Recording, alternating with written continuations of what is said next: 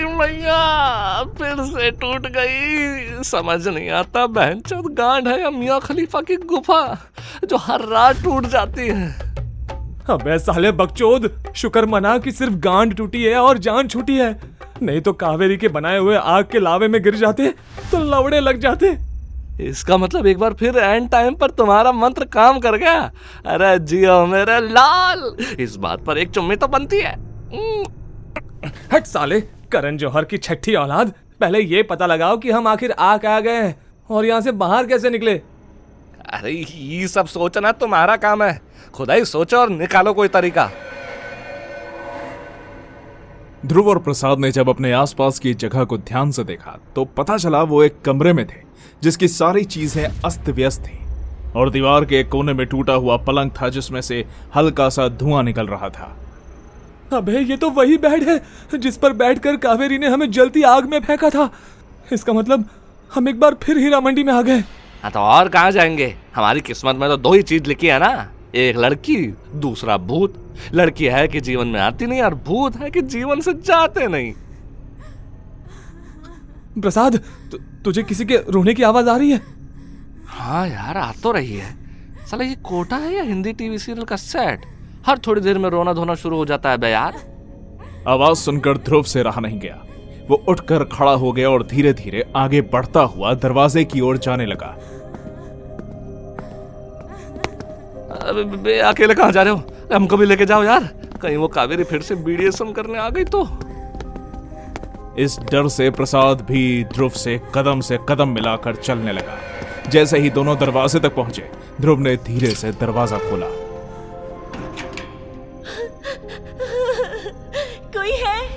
कोई है जो हमें यहाँ से बाहर निकाल सकता है? प्लीज कोई मदद करो। ध्रुव कहीं ये हमें फंसाने की फिर से उस कावेरी की कोई चाल तो नहीं है? नहीं प्रसाद, ये मुझे कोई चाल नहीं लग रही, बल्कि सच में कोई मदद के लिए पुकार रहा है। मुझे लगता है कि भरूचा मेंशन में उस मासूम बच्ची के साथ जो हुआ वैसे ही यहाँ पर और बच्चियों के साथ हो रहा है। वहाँ हम एक को नहीं बचा पाए तो यहाँ इतनों को कैसे बचा लेंगे? बेहतर होगा हम यहाँ से निकल चलते हैं भाई। उस वक्त भले ही हम कुछ ना कर पाए हो, पर इस बार हमारे पास है मौका इन्हें बचाने का और मैं इन्हें बचा कर ही रहूंगा। यार इस गांडू की हीरोपंती के चक्कर में हमारे भी लौड़े लग जाते हैं। अरे अब क्या करें, चूतिया पर दोस्त है इसलिए जाना पड़ेगा। और इस तरह प्रसाद भी ध्रुव के साथ जाने के लिए रेडी हो गया। ध्रुव आवाज को सुनता हुआ आगे बढ़ रहा था, वहीं प्रसाद उसके पीछे था कि तभी किसी ने उसके कंधे पर अपना हाथ रखा। प्रसाद ने पीछे मुड़कर देखा तो सामने लाल रंग की साड़ी पहने बहुत ही सुंदर सी लड़की खड़ी थी। मैं हूँ कि यहाँ तुम्हारा इंतजार कर रही हूँ और तुम हो कि मुझसे दूर जा रहे हो। हाँ अरे मोहतरमा आप कौन है, क्या नाम है आपका? ओह प्रसाद, कम ऑन, नाम में क्या रखा है? जो कुछ रखना है काम में रखो। काम से मेरा मतलब है काम वासना। अरे वाह, आप तो बहुत ही फास्ट फॉरवर्ड है ना। नमस्ते ना हेलो, सीधा आओ खेलो। खेला कैसे जाता है ये मैं तुम्हें बताती हूँ। वो सामने कमरा देख रही हो, वो मेरा ही है। चलो वहाँ चलकर एक दूसरे में अपने अपने सुख को ढूंढते हैं। प्रसाद के अंदर की आग एक बार फिर भड़क उठी। इतने सुंदर लड़की को तो रामदेव भी मना नहीं कर सकते थे, तो प्रसाद तो फिर भी कामदेव था। वो उसके साथ जाने लगा कि तभी अचानक एक ख्याल आने से रुक गया। हम चूतिया दिखते जरूर हैं मगर है नहीं। हम अच्छे से जानते हैं कि तुम कोई और हो और ये प्यार सेक्स ये सब धोखा है हमें फंसाने के लिए। नहीं प्रसाद, मेरी बातों में कोई धोखा नहीं है। अब बुझा भी लो ना अपने मन की प्यास। तुम्हारे पास अब भी है मौका। अब चाहे कितना भी कहें पर हम आपके साथ नहीं चलने वाले। हम जा रहे हैं अपने दोस्त के पास। रुको प्रसाद। वो लड़की अब समझ गई थी कि प्रसाद इतनी आसानी से हाथ में नहीं आने वाला है, इसलिए उसने ऐसा कुछ किया जिसे देखने के बाद प्रसाद के दिमाग के चारों खाने चित हो गए और उसके सोचने समझने की शक्ति पूरी तरह से जा चुकी थी। उस लड़की ने अपनी साड़ी का पल्लू नीचे गिरा दिया। उसके लाल रंग का ब्लाउज इतना टाइट था कि उसकी हर एक सांस पर लगता है अभी खुल जाएगा। अरे क्या अब भी तुम्हें मेरी बातों पर यकीन नहीं है? हाँ, अब तो हमें सारी दुनिया में बस आप ही पर यकीन है देवी जी। तो फिर चलो मेरे साथ आओ। लड़की प्रसाद को लेकर अपने साथ कमरे में आ गई। वहां आते ही सबसे पहले प्रसाद ने दरवाजे की कुंडी लगाई और लड़की के पास आकर उसने मन भर के निहारा। अरे जरा देखो ना, ये मेरा ब्लाउज इतना टाइट है प्रसाद की क्या बताऊं। मुझे सांस लेने में भी इतनी प्रॉब्लम हो रही है, आई कांट टेल यू। हम तो कहते हैं कि आप 2-3 बार जोर के सांस लीजिए और तोड़ डालिए इन हुक को, कर दीजिए आजाद उन दोनों पंछियों को आपके टॉप के पिंजरे से। अच्छा, अगर तुम यही चाहते हो तो क्यों ना ये नेक काम तुम खुद अपने हाथों से कर दो। प्रसाद के पूरे बदन में करंट दौड़ गया। उसने आगे बढ़कर जैसे ही लड़की को छूने के लिए हाथ उठाया, तब वहां से एक तेज चाकू हवा में उड़ता हुआ आया और उसने प्रसाद के हाथ को काट गिराया।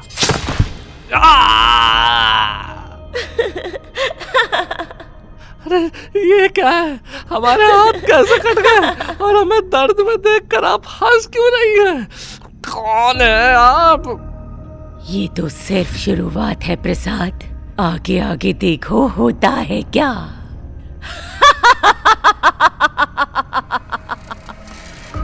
लड़की ने प्रसाद के चेहरे पर अपनी उंगलियां रखी। उसका हाथ इस तरह गर्म था जैसे मानो जलते लावा का कोई टुकड़ा। उसके हाथ रखते ही प्रसाद के चेहरे की चमड़ी गलकर जमीन पर गिरने लगी। हमें बहुत जलन हो रही है देवी जी, दूर हटिए हमसे, हमें जाने दीजिए। हमें नहीं, मतलब आपसे और आपके पंछियों से। छोड़िए हमें। लड़की अपनी उंगलियां प्रसाद के पूरे शरीर पर घुमा रही थी और इस तरह उसके शरीर की सारी चमड़ी गलकर पानी हो रही थी। प्रसाद को ऐसा लग रहा था जैसे किसी ने उस पर पेट्रोल डालकर आग लगा दी हो। ध्रुव, ध्रुव यार बचाओ हमको। इसके पहले प्रसाद की आवाज ध्रुव तक पहुंचती एक मोटा लोहे का तार प्रसाद के गले से आकर लिपट गया। तार इतना नुकीला था कि उसके गले को अंदर तक काट रहा था। प्रसाद ने चिल्लाना चाहा, पर उसकी आवाज गले में ही दबकर रह गई। आज तुम्हें बचाने के लिए कोई नहीं आएगा। अब मैं तुम्हें वहाँ भेजने वाली हूँ जहाँ मैंने तुम्हारे जैसे बहुत से लोगों को भेजा है।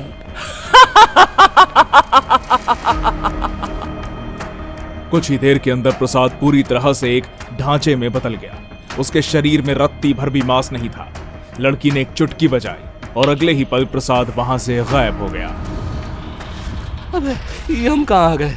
अरे आसपास सारी मुंडियां कहाँ लटक रही है? गौर से देखने पर पता चला कि प्रसाद की मुंडी दरवाजे पर लटक रही थी, ठीक उसी तरह जैसे बाकी मुंडियां लटक रही थी। चोद, इसका मतलब हम हमेशा हमेशा के लिए यहीं कैद हो गए। इसकी माँ का ध्रुव, अरे हमको बचा लो भाई। वहीं दूसरी ओर ध्रुव आवाज का पीछा करते हुए एक कमरे तक पहुंचा। ध्रुव ये देखकर हैरान था कि यह वही कमरा था जहां वो पहले भी आया था। दरवाजे के बाहर लटक रहे कुत्तों के मांस के टुकड़े ध्रुव को साफ दिखाई दे रहे थे। दरवाजा खोलो, हमें यहाँ से बाहर निकालो, हमको जाने दो। दरवाजे की कुंडी बाहर से लगी थी। ध्रुव ने वो कुंडी खोली तो पहले तो उसकी आंखों में कुछ देर के लिए अंधेरा छा गया, और जब रोशनी आई तो उसने देखा सामने 15 से 20 लड़कियां बैठी हैं। कौन हो तुम लोग और यहाँ कैसे आ गई? एक आदमी हम सबको यहाँ लेकर आया था और फिर इस कमरे में बंद कर दिया। वो बहुत ही खतरनाक है, वो बाकी इंसानों से बहुत अलग है। वो मुंह से आग निकाल सकता है। हमारे ही सामने उसने एक लड़की को जला कर रख दिया। ध्रुव समझ गया कि लड़कियां टांगे वाले की बात कर रही हैं। उसने प्रसाद की हेल्प लेने के लिए अपने जब साइड में देखा तो चौंक उठा। अरे अब ये गांडू कहाँ चला गया? अभी तो यहीं पर था। प्रसाद, प्रसाद! लगता है ये चूतिया फिर किसी की बातों में आ गया। तुम्हें घबराने की कोई जरूरत नहीं है। मैं यहाँ से बाहर निकलने में तुम्हारी मदद करूंगा। बस हमें ये सोचना है कि यहाँ से बाहर कैसे निकला जाए, क्योंकि मेन गेट से निकलना बिल्कुल भी पॉसिबल नहीं है। एक रास्ता है जिससे हम बाहर जा सकते हैं। ये आवाज उन्हीं लड़कियों में से एक लड़की की थी। ये बाकी बच्चियों से थोड़ी बड़ी और कॉन्फिडेंट लग रही थी। हवेली में एक खुफिया दरवाजा है जो सीधे सड़क की ओर जाता है। हम चाहे तो उससे बाहर निकल सकते हैं। ध्रुव को यह प्लान बहुत सही लगा। वो बिना देरी किए सभी लड़कियों को उस दरवाजे तक ले जाना चाहता था। जैसे ही उसने बच्चियों को वहां से निकालना चाहा कि तभी वो छोटी बच्ची ने उसे रोक दिया। सबको ले जाना ठीक नहीं होगा। पहले हमें देखना होगा कि वहाँ मंडी का कोई आदमी तो नहीं है। उसके बाद ही सभी लोग वहाँ से निकल पाएंगे। तुम बिल्कुल सही कह रहे हो। रिस्क लेने से पहले हमें कंफर्म कर लेना चाहिए। एक काम करते हैं, पहले सिर्फ हम दोनों चलते हैं। चल। इतना कहकर ध्रुव उस बच्ची के साथ कमरे से निकल गया। दोनों हवेली के पीछे वाले हिस्से में आ गए। यह हिस्सा बिल्कुल सुनसान हिस्सा था। ये तो मुझे कोई दरवाजा नहीं दिखाई दे रहा। वो इसलिए क्योंकि यहाँ कोई दरवाजा है ही नहीं।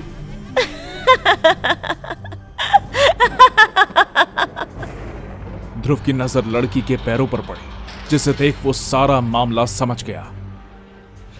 तो इसका मतलब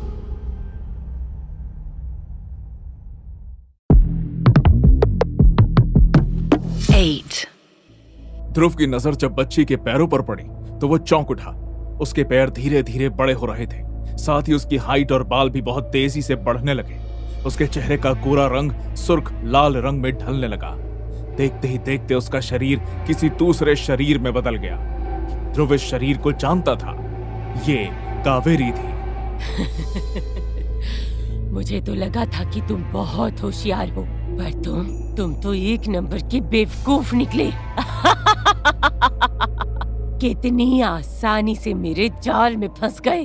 वैसे तो मैं खुद तुम्हें ढूंढना चाहता था। अच्छा हुआ तुम खुद ही सामने आ गई। अब तुम्हें मुक्ति देने में ज्यादा टाइम नहीं लगेगा। मुक्ति कौन और कैसे देता है, ये तो अभी कुछ देर में ही पता चल जाएगा। यह हट सुन ध्रुव समझ गया कोई और भी वहां आ रहा है। उसने पीछे मुड़कर देखा। सामने से दो बच्चियां आ रही थी। ये वही बच्चियां थी जो उस कमरे में बंद थी जहां ध्रुव गया था। रुको, यहाँ मत आओ। यहाँ बाहर जाने का कोई रास्ता नहीं है। यहाँ होगी तो मारी जाओगी। वापस लौट जाओ। मैं कहता हूँ वापस लौट जाओ। दोनों बच्चियां भी लगातार ध्रुव की ओर बढ़ती जा रही थी। ध्रुव अपने साथ साथ उन बच्चियों की जान जोखिम में नहीं डालना चाहता था। प्लीज मेरी बात सुनो, वापस लौट जाओ। यहाँ आना खतरे से खाली नहीं है। अचानक बच्चियों के कदम रुक गए। ध्रुव ने उनके चेहरे की ओर ध्यान से देखा। उनके चेहरे पर कावेरी को लेकर डर नहीं था, बल्कि ध्रुव के प्रति एक खौफनाक हंसी थी।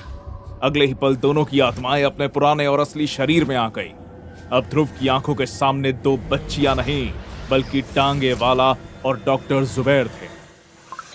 ध्रुव, कैसा लगा मेरा सरप्राइज? क्या हुआ? मेरे इन दोस्तों से मिलकर तुम्हें अच्छा नहीं लगा? प्रसाद कहाँ है? तुम लोगों ने उसके साथ कुछ गलत तो नहीं किया ना? बताओ कहाँ है वो? प्रसाद। ओह, लगता है तुम्हें अपनी दोस्तों की बहुत याद आ रही है। तो क्यों ना तुम्हें एक बार उनसे मिलवा ही दूं? कावेरी ने अपना एक हाथ हवा में उठाया और कुछ मंत्र पढ़ते हुए दूसरा हाथ उस हाथ पर फेरने लगी। ध्रुव के चेहरे पर चिंता थी। वहीं टांगे वाला और डॉक्टर जुबैर दोनों उसे डरा देख बुरी तरह हंस रहे थे। अचानक कावेरी के हाथ में एक इंसानी मुंडी आ गई। ये लो, मिल लो अपने दोस्त से। बहन चोद, ये क्या है?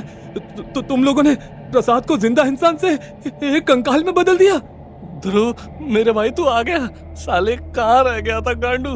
कब से इंतजार कर रहे थे। इस हरामखोरनी ने हमें दरवाजे पर लटका दिया यार। और तो और सालों ने हमारा औजार भी अपना पास ही रख लिया। अरे वो देते तो कुछ काम भी चल जाता।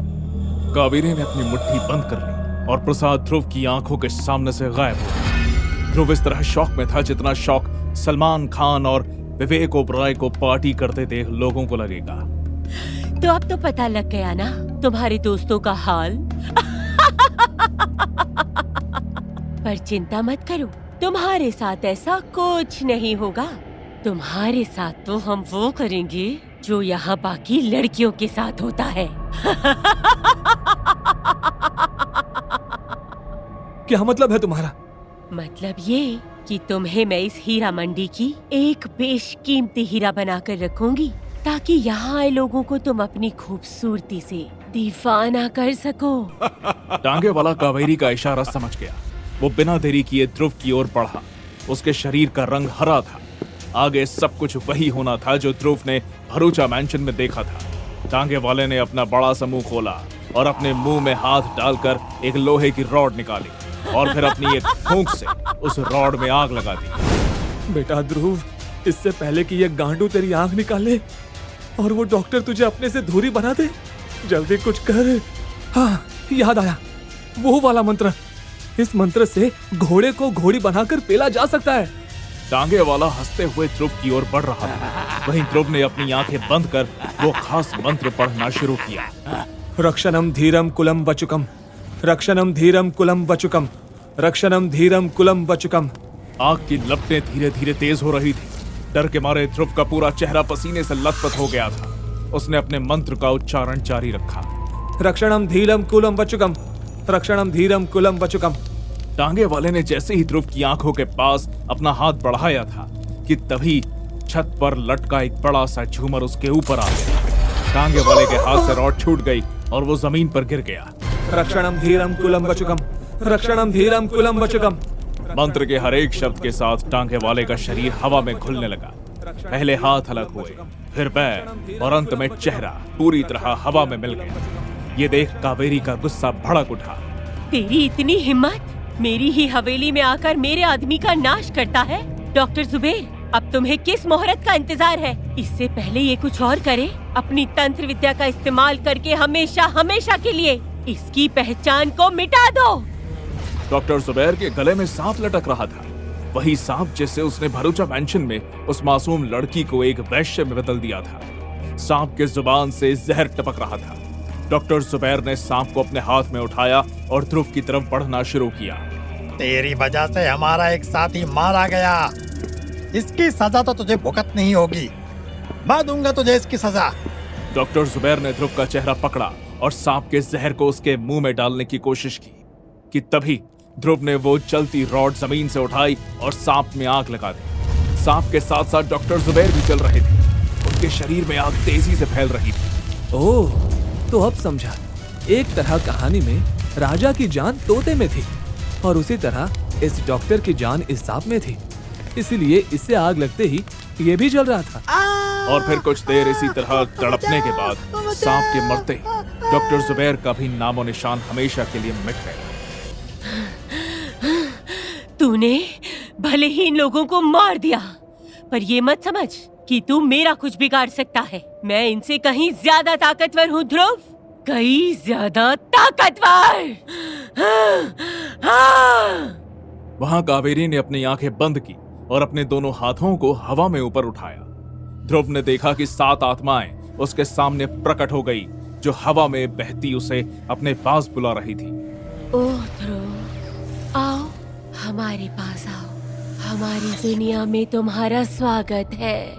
हमें तो कब से तलाश थी तुम जैसे ही किसी लंबे चौड़े हैंडसम आदमी की, जिससे शादी करने के लिए हम भूतनिया स्वयंवर कर सकें। सभी आत्माएं ध्रुव का हाथ पकड़ उसे अपने पास खींच रही थी। कावेरी ने अपनी उंगलियों के सहारे ध्रुव को हवा में उठा लिया। अरे अरे अरे, ये क्या हो रहा है? नीचे उतारो, मुझे नीचे उतारो। ठीक है, लो उतार देती हूँ। और एक झटके में ध्रुव जमीन पर आ गिरा। अबे उतारने को कहा था, गांड मारने को नहीं। इतनी जोर से कौन गिराता है बे? मैं भी क्या कुछ भी बोल रहा हूँ। ये मेरी बुआ की लड़की थोड़ी ना है जो मुझसे प्यार से पेश आएगी।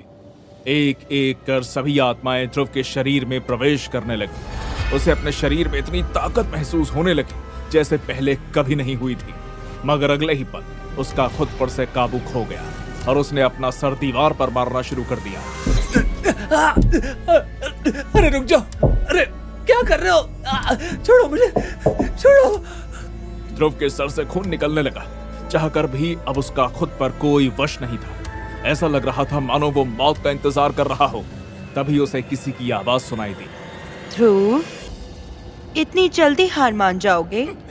कौन है वहाँ? ध्रुव ने अपनी आंखें खोलकर देखा। सामने अलीना खड़ी थी। आज पहली बार अलीना बिना ध्रुव के बुलाए सामने से चलकर आई थी। एलिना जी, आप यहाँ, अच्छा हुआ आप यहाँ आ गई। हम आपको सॉरी बोलना चाहते हैं कि हम आपका ये टास्क पूरा नहीं कर पाएंगे। हमें लगता है यही हमारा अंत है। हम हार गए Elina ji. I am sorry. नहीं ध्रुव, अभी भी कुछ नहीं बिगड़ा है। You can solve this case. अच्छा चलो, मैं तुम्हें एक छोटी सी हिंट देती हूँ। याद है तुम्हारे दोस्त प्रसाद ने क्या कहा था कि वो अपनी जेब में अब से 2 चीजें रखेगा। वो 2 चीजें क्या हैं? एक तो गुब्बारा और दूसरा Hanuman Chalisa. Let us omit the first option. Second option की बात करते हैं। उसी चालीसा में एक लाइन आती है, क्या है वो? भूत पिशाच निकट नहीं आवे, महावीर जब नाम सुनावे। तुम्हें इसी चालीसा को तब तक दोहराते रहना है जब तक कि मैं तुम्हें रुकने को न कह दूं। ये बोलकर फिर अलीना एकदम से गायब हो गई। ध्रुव ने वैसा ही किया जैसा अलीना ने उसे करने के लिए कहा था। उसने खुद को संयमित कर हनुमान चालीसा का पाठ शुरू कर दिया।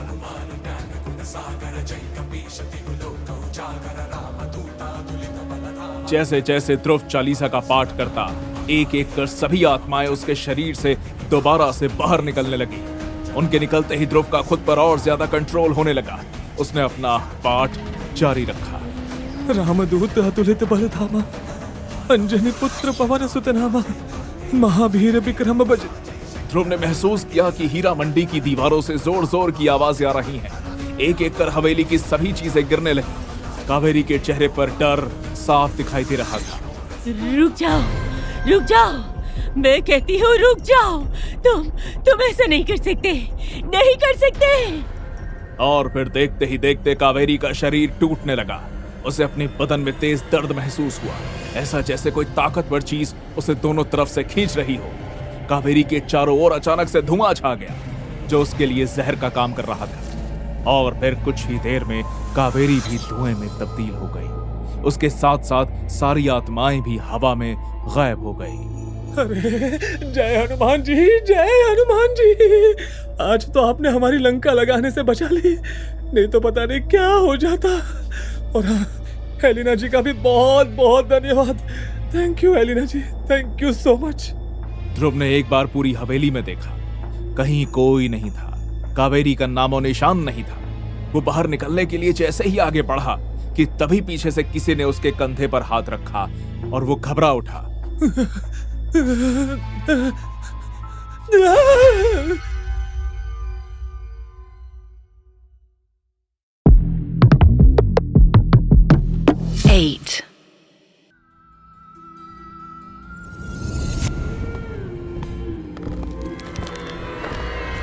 अरे यार, अब कौन आ गया? साला एक बार के लिए धोनी आईपीएल से रिटायर हो सकता है, पर लगता है ये कावेरी इस हीरा मंडी से कभी रिटायर नहीं होगी। ध्रुव ने पीछे मुड़कर देखा तो उसका सारा डर खुशी में बदल गया। उसकी आंखों के सामने उसका दोस्त प्रसाद खड़ा था। साले तू जिंदा है? हमें तो लगा कि कावेरी तुम्हें हमेशा हमेशा के लिए हीरा मंडी का वारिस बनाकर चली गई, और लगा कि अब तो उन्हीं कटी मुंडियों के बीच में रहना होगा तुझे। घंटा, हम वहां रह ही नहीं सकते थे यार। साला ना जीवन में प्यार था ना हाथ में औजार, तो कैसे काटते अपने बचे कुछ जिंदगी वहां पे। साले भोसड़ी के, तू कभी नहीं सुधरने वाला। चल अब एलिना के पास चलते हैं, पता नहीं वहां जाकर कौन सी नई तलवार हमारे गले लटकने वाली है। और फिर ध्रुव और प्रसाद अलीना के पास पहुंच गए, जहां इस वक्त अलीना अपने फोन पर किसी से बात कर रही थी। उसके चेहरे की खुशी ध्रुव और प्रसाद को किसी और ही चीज का संकेत दे रही थी। देखो तो साला भूतनी को कैसे हंस हंस कर फोन पर बतिया रही है। इतना खुश तो इंसान जिंदगी में 2 ही वक्त होता है, या तो सेक्स मिलने से पहले या सेक्स मिलने के बाद। अबे गांडू, तुझे कितनी बार बोला है कि हमेशा टांगों के बीच से नहीं बल्कि कानों के बीच से भी सोचा करो। ये भी तो हो सकता है कि अलीना जी त्रिशा से बात कर रही हो। अलीना की नजर जब ध्रुव और प्रसाद पर पड़ी तो उसने अपनी खुशी को थोड़ा कम कर बड़े ही फॉर्मल अंदाज में फोन कट कर दिया। एलिना जी, आपने हमें देखकर फोन क्यों काट दिया? आप त्रिशा से ही बात कर रही थी ना? तुम क्या मेरे भाई या फिर मेरे ताऊ हो जो मैं तुम्हें सब बताऊं कि मैं किससे बात कर रही थी और किससे नहीं? My business is my business, it's none of your business.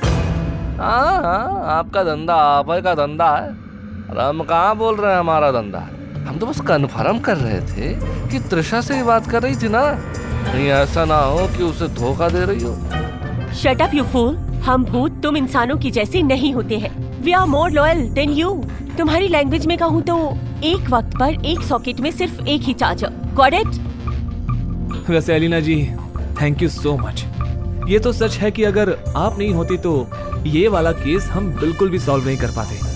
हमारी जीत में आपका हाथ है। ये भी सच है कि अगर ये नहीं होती तो कोई केस ही नहीं होता और ना ही हम यहाँ होते। हमारी गांड मरवाने के पीछे भी आप ही का हाथ है। व्हाट? तुमने कुछ कहा प्रसाद? नहीं नहीं, हम तो बस ये कह रहे थे कि अगला केस क्या है। और ये बताइए, मैं मन बहलाने के लिए वहाँ लौंडिया भी है कि नहीं है? एलिना जी, हमें एक सवाल कब से खाया जा रहा है। हम जिन भूतों को मुक्ति देते हैं, आगे चलकर उनका होता क्या है? I mean, वो जाते कहाँ पर है? ध्रुव पहले भी कई दफा ये सवाल अलीना से पूछ चुका था और हर बार अलीना उसके इस सवाल को टाल देती थी। आज एक बार फिर पूछने पर अलीना को गुस्सा आ गया।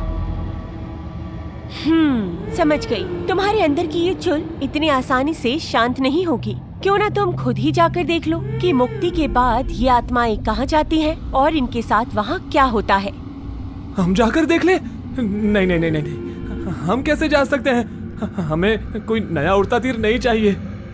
तीर तो तुमने ले लिया है मिस्टर ध्रुव। अब तो बस कर्मलोक में जाने की तैयारी करो, क्योंकि वहाँ के राजा वल्लभ और रानी शकुंतला तुम्हारा इंतजार कर रहे हैं। साला मूवीज में पाताल लोक सुना था, अब ये कर्म लोक कौन सा लोक है बे? और वल्लभ और शकुंतला कौन से राजा रानी है? इनकी कहानी तो हमारी दादी नानी से सुने ही नहीं हम। मृत्युलोक और देवलोक से परे कर्मलोक एक ऐसा लोक है जहाँ हर जीव को उसके कर्मों की सजा मिलती है। मानव शरीर में रहकर आपने जो भी अच्छे और बुरे काम किए हैं, उसका फल आपको कर्मलोक में मिलता है। और इस कर्मलोक की कर्ता धर्ता राजा वल्लभ और रानी शकुंतला है। साले गांडू, तुम्हारी वजह से अलीना जी अब हमारी गांड में एक नया डंडा दे दिया है। अरे धरती लोक पर तो लड़ लगे थे, अब साला कर्म लोक पर पता नहीं क्या होगा। एलिना जी, हम लोग कर्मलोक नहीं जाना चाहते। आप प्लीज अपना प्लान कैंसिल कर दीजिए ना। हेलो, ये कोई गोवा ट्रिप का प्लान नहीं है जो अब्बा नहीं मानेंगे कहकर कैंसिल हो जाएगा। मैंने ये डिसाइड कर लिया है कि तुम लोग कर्मलोक जाओगे, मतलब जाओगे, and that's my final order. इसके पहले ध्रुव आगे कुछ कहता, अलीना ने अपने जादू से दोनों को कर्मलोक की ओर रवाना कर दिया। एक लंबी उड़ान भरने के बाद दोनों साथ आसमान पर बसे कर्मलोक पर जा पहुंचे। ये क्या ध्रुव, ये तो किसी शीश महल की तरह लगता है जहाँ सब कुछ कांच से बना है। कांच की सड़कें, कांच के फ्लोर, कहीं हमारा औजार में तो कांच का नहीं हो गया? रखो देखते हैं। चलो शुक्र है, ये तो लोहे से मजबूत ही है। बहुत ही सुंदर जगह है यार। देख तो कितनी रंग बिरंगी तितलियां उड़ रही हैं, पेड़ कितने हरे भरे हैं और चारों ओर फूल बिखरे हुए हैं। ध्रुव और प्रसाद दोनों इस कर्मलोक का भ्रमण कर रहे थे कि तभी उन्हें एक झरने की आवाज सुनाई दी। अरे देख, यहाँ तो झरना भी है। अरे अगर झरना है तो हो सकता है कि सुंदर सुंदर अप्सराएं भी हो जो उस झरने की डुबकी लगा रही हो। अब चलो ना, चल कर देखते हैं भाई। ध्रुव और प्रसाद को कर्मलोक की ये दुनिया रास आ रही थी। दोनों रास्ते में पड़ रही हर एक चीज को बड़े गौर से देखते हुए जा रहे थे। यहाँ का वातावरण एकदम शांत और खुशनुमा था। कुछ दूर चलने के बाद ध्रुव प्रसाद जैसे ही झरने के सामने पहुंचे तो उन्होंने देखा, माँ का क्या नजारा है यार। ऐसा नजारा तो हमने धरती लोक पर भी कभी नहीं देखा। तू बिल्कुल सच कह रहा है। लगता है ये सभी इन कर्मलोक की परियां हैं जो हर रोज स्नान करने के लिए इस झरने पर आती है। देख इन्हें, ऐसा लगता है जैसे ये सभी दूध से बनी हुई है। अरे दूध ही तो देख रहे हैं। हाँ, हमारा मतलब वहीं तो देख रहे हैं। झरने के नीचे लगभग 10 से 12 अप्सराएं थी जो बेफिक्री से पानी का आनंद ले रही थी। ये दिखने में इतनी सुंदर थी मानो खूबसूरती में मेनका रंभा की भी माँ हो। भाई हमसे तो नहीं रहा जा रहा, हम तो जा रहे हैं इनके पास, इनके साथ नहाएंगे, ना कर पूरा जल जाएंगे कसम से। अबे भोसड़ी के क्या कुछ भी बोल रहा है। ये तेरे 80 घर की प्रिया या रिया नहीं है, बल्कि ये देवलोक की अप्सराएं हैं। अगर इन्हें जरा सा भी एहसास हो गया कि हम दोनों इन्हें देख रहे हैं तो लौड़े लग जाएंगे। वो तो लग चुके हैं। एक आवाज प्रसाद और ध्रुव के कानों में पड़ी। उन्होंने पीछे मुड़कर देखा तो पाया एक लंबा चौड़ा आदमी सुंदर से वस्त्र पहने उनके सामने खड़ा है, जिसके साथ कुछ सैनिक भी थे। आप कौन है? मैं इस कर्मलोक का सेनापति नागार्जुन हूँ। मैं यहाँ हमारी रानी शकुंतला की सुरक्षा के लिए खड़ा था, लेकिन मैंने देखा यहाँ आप दोनों उन्हें गंदी दृष्टि से देख रहे हैं। आपके इस घोर पाप के लिए आपको दंड मिलेगा। हैं? नहीं भाई, हमें ऐसा कुछ नहीं चाहिए। अरे हम लोग गे नहीं है भाई। अबे चूतिए, उसने दंड कहा ना कि कुछ और। आप दोनों को अभी इसी वक्त हमारे महाराज के पास चलना होगा। सैनिकों, ले चलो इन्हें। अरे आराम से, ये अपना भाला दूर रखो, इधर उधर घुस गया तो लेने के देने पड़ जाएंगे। कुछ ही देर में प्रसाद और ध्रुव को राजा के दरबार लाया गया, जो कि बहुत बड़ा और सुंदर था। सामने गद्दी पर राजा वल्लभ बैठे थे, जिनके दोनों तरफ एक एक सुंदर अप्सरा खड़ी थी, जो उन्हें अंगूर खिला रही थी। अरे ये राजा तो खुद अपनी रानी को छोड़ जवानी के मजे ले रहा। हाँ, अंगूर रहा था, लेकिन नजर अप्सरा के संतरों पर है। कर्मलोक के राजा वल्लभ जी की जय हो। सेनापति नागार्जुन, तुम इस समय दरबार में? तुम्हें तो रानी शकुंतला के पास होना चाहिए था, उनकी हिफाजत के लिए। मैं वहीं से आ रहा हूँ महाराज, और अपने साथ इन 2 लड़कों को भी लेकर आया हूँ। ये कौन है और यहाँ कर्मलोक पर क्या कर रहे हैं? ये दोनों रानी शकुंतला और उनके साथ स्नान कर रही अप्सराओं को चुपके चुपके देख रहे थे। साथ ही उनके साथ स्नान भी करना चाहते थे। लगता है ये लोग धरती लोक से यहाँ आकर भी अपने कर्मों को सुधारने का नाम नहीं ले रहे। ऐसी परिस्थिति में तो बस इनके लिए एक ही सजा निश्चित है, और वो ये है कि इन दोनों को हमेशा हमेशा के लिए विला में भेज देना चाहिए। राजा वल्लभ की बात सुन प्रसाद और ध्रुव दोनों खुश हो गए। वो तो हमेशा से यही चाहते थे कि उनका बचा कुचा जीवन किसी विला में बीते। इससे अच्छी बात क्या होगी। अगर हमें पता होता कि रानी को देखने की सजा विला है, तो हम देखने के साथ और भी कुछ कर लेते। क्या पता विला के साथ कॉम्प्ट्ररी में कुछ और भी मिल जाता। अबे साले, वो कॉम्प्लीमेंट्री होता है। और फिर सेनापति नागार्जुन ध्रुव और प्रसाद के हाथों में हथकड़ी लगाकर उन्हें विला की ओर ले जाने लगे। जैसे जैसे दोनों बढ़ते जा रहे थे, कर्मलोक का नजारा बदल रहा था। कांच की जगह अब कांटे दिखाई दे रहे थे, और उजाला भी अंधेरे में तब्दील हो रहा था।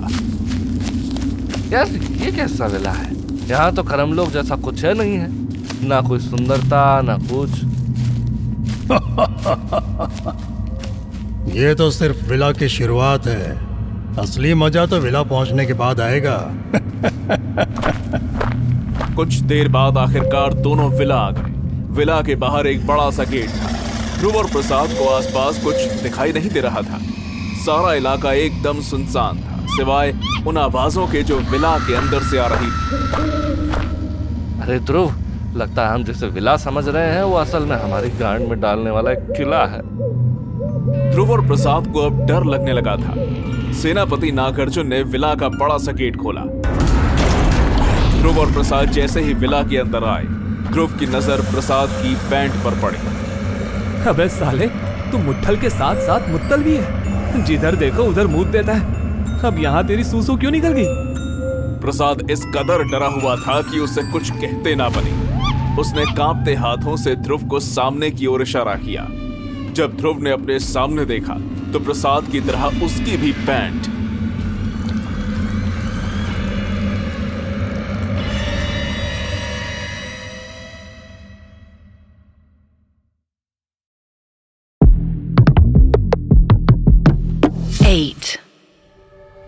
प्रसाद के कहने पर जब ध्रुव ने विला के अंदर देखा तो उसकी रूह कांप उठी। उसकी आंखों के सामने ऐसा भयानक मंजर था जिसे देख उसकी पैंट गीली हो गई। अबे ओ सेनापति, अबे पगला गए हो कबे? विला बोलकर कौन से भूत के जिला में ले आए हो? अरे हमें अभी यहाँ से बाहर निकालो भाई। हम बिल्कुल ठीक जगह पर आए हैं। यही वो विला है जहां आपसे आप दोनों को अपनी बची कुची जिंदगी काटनी है। अरे चाहो तो एक बार के लिए हमारा औजार काट दो, पर यहाँ जिंदगी काटने को ना कहो भाई। देखते नहीं कैसी खौफनाक जगह है ये। प्रसाद सच कह रहा था।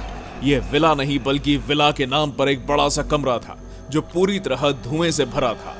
कमरे में कुछ छोटी छोटी मटकियां रखी थी और बीच में एक बड़ा सा मटका जिनमें से अजीबोगरीब आवाजें आ रही थी। रस्सी के सहारे जगह जगह पर इंसानों की मुंडियां लटक रही थी जिसमें से खून टपक रहा था। ये तो कॉन्जूरिंग या एनाबेल के सेट से कम नहीं लग रहा है। और तो और ये यहाँ इतनी सारी मटकियां क्यों रखी हुई है? ये मटकियां नहीं बल्कि प्रेत आत्माओं का घर है। अबे चूतिया गए हो का? साले कहाँ बक रहे हो बे? वो आत्माएं जिन्होंने धरती पर बुरे कर्म किए हैं, अपने फायदे के लिए दूसरों को हानि पहुंचाई, उन्हें हमारे महाराज वल्लभ ने इस विला में बंद कराया है। ये आत्माएं सालों से इन्हीं मटकों में बंद हैं ताकि अब दोबारा बाहर ना आ सकें। ध्रुव और प्रसाद समझ गए कि जिन आत्माओं को कावेरी ने उनसे मुक्ति दिलवाई थी, वो आत्माएं अब यहाँ आकर रह रही हैं। रह क्या रही हैं बल्कि अपने कर्मों की सजा भुगत रही हैं। ये सब तो ठीक है, पर आप हमें यहाँ इन आत्माओं के बीच क्यों लेकर आए हैं? इन आत्माओं के बीच हमारा क्या काम? आप प्लीज हमें यहाँ से जाने दीजिए। अबे लोडू, तुम साले फट्टू क्या फट्टू ही रहोगे? सुना नहीं कि गांडू ने क्या कहा? ये आत्माएं सालों से इन मटकियों में बंद है, ये बाहर नहीं आएंगी। हम आराम से इस विला में रह सकते हैं। क्यों सेना के पति, सही कहा ना? क्या वजह तो यहाँ कोई लाफ्टर शो चल रहा है क्या? और किस बात पर हंसी आ रहा है इतना? आप लोगों को सामने वो एक बड़ा सा मटका रखा दिखाई दे रहा है। ध्रुव और प्रसाद की नजर एक बार फिर और मटके पर गई। ये मटका लगभग 6 फीट लंबा था जो एक जंजीर से बंधा था। मटके के ऊपर हिस्से से तेज धुआं निकलता दिखाई दे रहा था और उसके अंदर से आ रही आवाजें पूरे विला में गूंज रही थी। इस मटके के अंदर दुनिया की 10 सबसे ताकतवर आत्माओं का वास है। सालों से ये इसी जगह कैद है। तुमने जो पाप किया है उसकी सजा स्वरूप तुम्हें अब इसी मटके में इन आत्माओं के बीच रहना होगा। कहा? इतने छोटे से पाप की इतनी बड़ी सजा? इससे अच्छा तो हमारा धरती लोक है। अरे जिंदा इंसान पर कार चढ़ाने पर भी 300 वर्ड का ऐसे लिखकर बात खत्म हो जाती है भाई। चोद, एक बला टलती नहीं कि दूसरी गांड में घुस जाती है। ध्रुव और प्रसाद आपस में बात कर ही रहे थे कि तभी उन्हें पीछे से गेट बंद होने की आवाज सुनाई दी। साले गेट बंद कर दिया? अरे गांडू खोल इसको, तेरे बाप का राज है क्या? अरे ऐसा कौन सा हमने तुम्हारी रानी के साथ बच्चे पैदा कर लिए जो हमें यहाँ कैद कर रहे हो? साला ये सब तेरी वजह से हुआ है। बड़े आए थे अप्सराओं के साथ सोने वाले, अब सोना यहाँ इन चुड़ैलों के साथ सो जा। ध्रुव और प्रसाद बाहर आने के लिए लगातार गेट ठोक रहे थे, पर बाहर से उन्हें कोई जवाब नहीं मिला। विला के अंदर अंधेरा अब और घना हो चला था। साथ ही मटकियों में मौजूद आत्माएं अब उनसे बात करने लगी थी।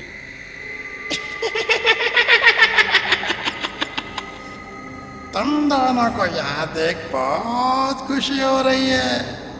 क्या हुआ? इतने डरे हुए क्यों? अब हमें मुक्ति नहीं दोगे?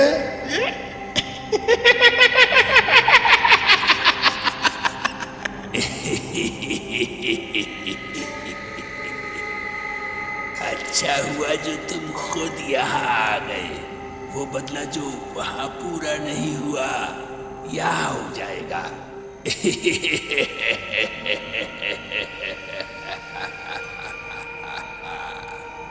ध्रुव और प्रसाद दोनों डर के मारे बुरी तरह कांप रहे थे। अचानक एक बड़ा सा उल्लू हवा में उड़ता हुआ आया और बड़े वाले मटके के ऊपर जाकर बैठ गया। ये उल्लू यहाँ कहाँ से आ गया? अबे यार, तू कम था जो एक और आ गया। कहीं ऐसा तो नहीं कि ये भी किसी आत्मा का ही रूप हो? वहां बैठा उल्लू अपनी बड़ी बड़ी आंखों से प्रसाद और ध्रुव की ओर देख रहा था। उसकी आंखों में उन दोनों के प्रति नफरत थी। उसने अपना मुंह खोला जिसमें से एक रस्सी उड़ती हुई प्रसाद के पैरों से जा बंधी। अबे कहाँ खींच रहा हमको? अरे ध्रुव, अरे हमको पकड़ो बे। ससुर हमको कहाँ ले जा रहा है? उल्लू ने प्रसाद को अपने पास धीरे धीरे खींचकर प्रसाद को उस मटके के पास ला रहा था। ये देख ध्रुव उसे बचाने के लिए उसकी ओर भागा। ध्रुव ने कुछ कदम बढ़ाए ही थे कि तभी उसे एक जोरदार आवाज सुनाई दी। उसने देखा कि विला में रखी एक मटकी फूट गई। उस मटकी के साथ साथ बाकी की मटकियां भी फूटने लगी और उनमें बंद आत्माएं बाहर आ गई। प्रसाद और ध्रुव बुरी तरह डरे हुए थे कि अचानक विला में सब कुछ गायब हो गया। उल्लू, आत्माएं, सब, कहीं कोई नहीं था। और तो और मटकियां भी एक बार फिर से जुड़कर बंद हो गई। एक बार फिर दरवाजा खुला। इस बार दरवाजे पर सेनापति नागार्जुन नहीं बल्कि राजा वल्लभ खड़े थे। उन्हें देखते ही ध्रुव और प्रसाद उनकी ओर भागे। महाराज हमसे बहुत बड़ी गलती हो गई जो हमने आपके माल पर नजर डाली। अरे अब से हम आपके क्या हमारी भी बंदी को नहाते हुए नहीं देखेंगे। Please please please please, please हमें यहाँ से जाने दीजिए। हाँ महाराज, हमें यहाँ से जाने दीजिए प्लीज। कर्मलोक का ये विला प्राइवेट बैंक के लोन की तरह है। एक बार जो इसमें फंस गए तो सारी जिंदगी नहीं निकल सकते। कोई तो तरीका होगा जिससे हमारी गलतियां माफ की जा सकती हैं। एक तरीका है, या यूं कह लो कि परीक्षा, जिसे पूरा करने पर तुम्हें इस विला से मुक्ति मिल सकती है। पर उस परीक्षा को पास करना उतना ही कठिन है जितना एप्पल फोन का बिना हीट हुए चार्ज होना। अबे और चिरांडू, तुम हमको जानते नहीं हो। हमारी डिक्शनरी में इम्पॉसिबल जैसा कोनो वर्ड ही नहीं है। दूर बेटे, बताओ इनको किस तरह केसेस सॉल्व किए हैं हमने। तुमने? साले गांडू, हर केस में सेक्स ढूंढने वाले मुट्ठल। अगर हम नहीं होते ना तो तू एक केस नहीं सॉल्व कर पाता। तुम लोगों को धरती लोक पर जाकर 10 लोगों को भूत बनने से बचाना होगा। क्या? ये कैसा टास्क है? अभी तक तो हम लोग भूतों को मुक्ति देते आए थे, अब हमें उन्हें ही भूत बनने से बचाना होगा। ये तो वही बात हो गई, जो डॉक्टर डिलीवरी करवाता है वही अब पेशेंट को आई पिल देगा। तुम्हें 10 ऐसे लोगों की जान बचानी है जो अपनी जिंदगी की परेशानियों से हार मानकर सुसाइड करने वाले हैं, क्योंकि वही लोग मरने के बाद भूत बन औरों को परेशान करेंगे। तुम्हें उन्हें रोकना है और मरने से बचाना है। यार ध्रुव, ये तो बड़ा अजीब और इंटरेस्टिंग भरा टास्क लग रहा है, पर हम ऐसे लोगों के बारे में पता कैसे करेंगे? ध्रुव और प्रसाद के इस सवाल पर राजा वल्लभ ने एक बार सेनापति नागार्जुन की ओर देखा। नागार्जुन ने राजा वल्लभ को एक छोटी सी शीशी दी जो दिखने में किसी दवाई की तरह थी। इस शीशी में मौजूद गोलियां कोई आम गोलियां नहीं है, बल्कि हर गोली एक रास्ता है। वो रास्ता जो तुम्हें उन लोगों तक ले जाएगा जिनकी जान तुम्हें बचानी है। क्या बात है! इसका मतलब ये गोली खाते ही हम दूसरी दुनिया में पहुंच जाएंगे। हाँ, इसमें 2 तरह की गोलियां हैं, एक लाल और एक नीली। लाल गोली खाने से तुम भविष्य में पहुंच जाओगे, वहीं नीली गोली खाने से तुम दोबारा से वर्तमान में आ जाओगे। तुम्हें वर्तमान में रहकर देखे गए भविष्य को बदलना है।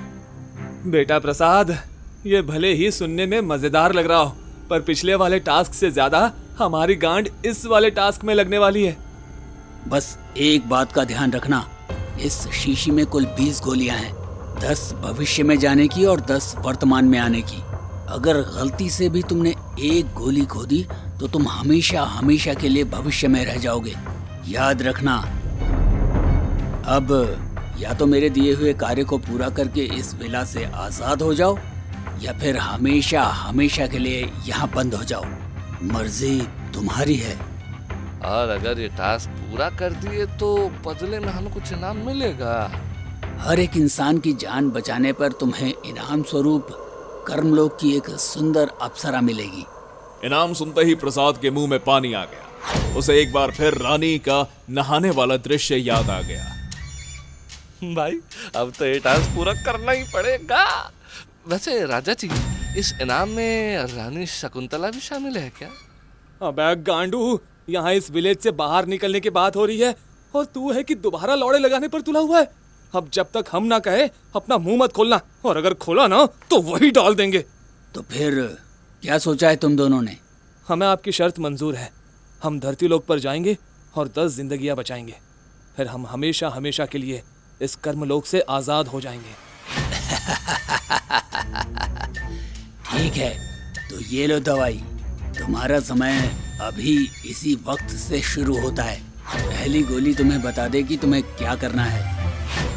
और उसके बाद ध्रुव ने राजा वल्लभ से वो शीशी ली और उसे खोलकर उसकी अंदर की एक गोली को अपने मुंह में रखा। गोली खाते ही ध्रुव और प्रसाद एक कमरे में पहुंच गए। ऐसे कमरे में जो फूलों से सजा था, जिसके पलंग पर गुलाब की पंखुड़ियां बिखरी थी और बीचों बीच एक लड़की दुल्हन के कपड़ों में बैठी थी। अरे ये का आसमान से सीधा स्वागत में लैंडिंग और एयर होस्टेस भी रेडी बैठी है। अब बस पायलट को बुलाओ यार, जल्दी से इंजन स्टार्ट कराओ ताकि हम भी लाइव टेक ऑफ का मजा ले सके। उस कमरे का दरवाजा अचानक से खुला और एक आदमी वहां शेरवानी पहने अंदर आया। आदमी के अंदर आते ही पलंग पर बैठी लड़की हवा में उड़ने लगी।